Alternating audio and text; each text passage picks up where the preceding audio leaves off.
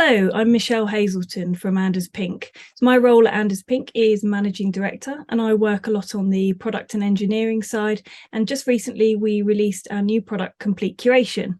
So Complete Curation has been built to help organizations to curate content from all of the sources where they have learning content. So that could be on a learning management system through a third-party provider, but we also have content from the web. And we enable you to curate from all of those sources and then plug that into the platforms that your learners, your end users are consuming that content. And that's where our relationship with 5app comes in. And now I'll hand over to Duncan, who will introduce himself. Hi, everyone. I'm Duncan Barrett, Head of Product at 5app. So as Michelle said, we're a partner of Anders Pink, and we provide a platform for your employees as the single place for them to come to for learning, knowledge sharing, and communication. We make it really simple and easy for you to curate and provide guidance around the content and resources that are relevant to those people. So really looking forward to the conversation today. So Michelle, what sort of challenges do you hear related to curation? Actually, we hear a lot of the same challenges from many different organizations and many different people who are involved in the curation process. So they are predominantly, in my conversations, instructional designers, learning L&D professionals. They may be a curator role or an SME. It really depends on the size and type of organization. So the sorts of issues that they face are things like, overwhelm. They have thousands of pieces of content. They might be created by the organization themselves, or they might subscribe to a content provider, and they have to make sense of, okay, so I've got 2 courses on diversity and inclusion. Which one should I choose is the best one for an audience of managers or leaders, or maybe it's the workforce in general to increase awareness. So, and the problem is that, actually what happens is that if you're responsible for curating on a regular basis, you end up with a method which may introduce bias into the curation process itself.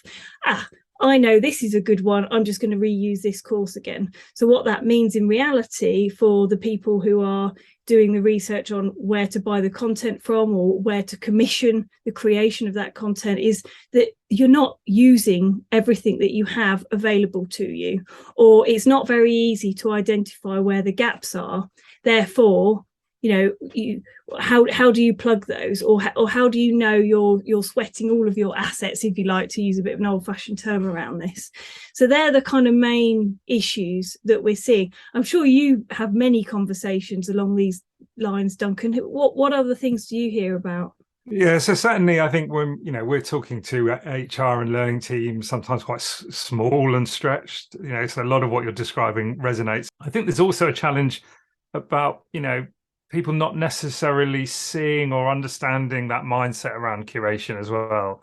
Maybe they're used to just providing access to everything that they've purchased, or even again thinking about all of the content that they might have access to, or might be able to access to. So I think that barrier sometimes is a mindset one, not necessarily thinking of themselves as curators, or the value that curation could bring. And actually expanding on that point, something that I've also heard is, so you may have the L&D team who, want people to curate from what they already have or what they subscribe to, and bring in the web content aspect to it as well. Whereas, perhaps you've got the business partners or the SMEs from across the business saying, no, this is not specific enough. We must create something specially for, this curriculum or for this playlist that we're putting together. And of course, that takes a lot of time and budget to do that. And perhaps the L&D team know that actually we do have this content in existence. It's just really hard to find and curate currently because it's all done manually. And actually, we also hear people have spreadsheets, loads of spreadsheets from different providers and perhaps different platforms. They might have one from their video platform, one from their learning platform. And some poor person has to trawl through all of those and try to figure out in a meaningful way which course maps to which playlist that they want to put together. Where would we be without spreadsheets, Michelle?